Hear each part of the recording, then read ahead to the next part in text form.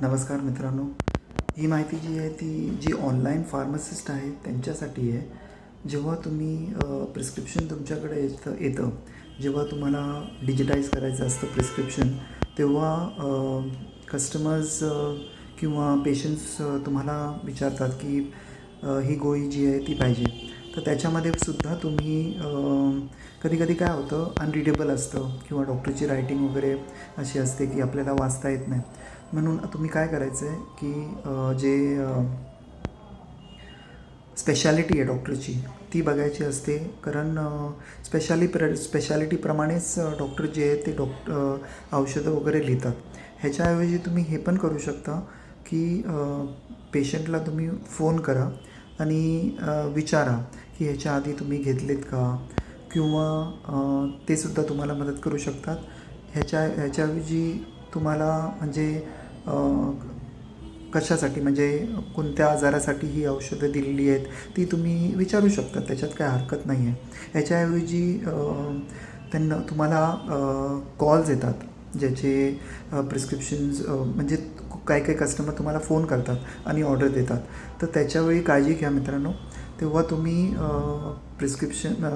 जेव्हा औषधं तुम्ही त्यांची एंटर करता तेव्हा चुकीची औषधं जी आहेत ते एंटर करू नका. कारण त्याच्याने काय होईल माहिती आहे का, की सगळंच हे वाया जातं. म्हणजे सगळंच जी आपली मेहनत आहे सगळी वाया जाते हो.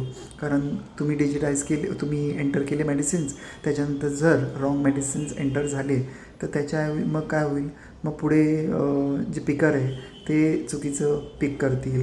डिलिव्हरी बॉय जाऊन परत ते औषधं घ्यावे लागतील.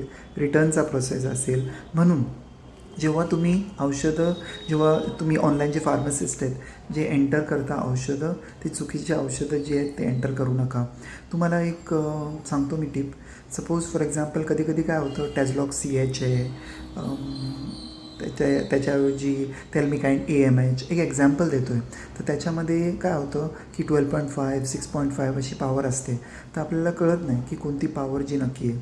मग तुम्ही काय करायचं माहिती आहे का, त्यांना विचारायचं आहे की ही जी आधीची स्ट्रीप आहे त्याची प्राईस सांगावं आम्हाला की किती आहे म्हणून. तर त्याच्याहून तुम्हाला काय कळेल माहिती आहे का, त्यांच्याहून एक्झॅक्ट जी औषधं ते घेत आहे, कारण प्राईस जी आहे ती मॅच होईल, आहे की नाही.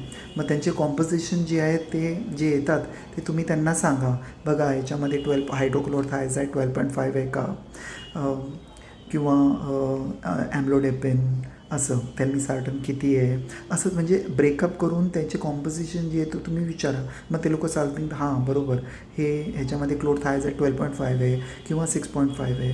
असं तुम्ही म्हणजे आपल्याला स्वतःला डेव्हलप करू शकता. ही माहिती जी आहे ती ऑनलाईन फार्मसिस्ट लोकांसाठी आहे. थँक्यू.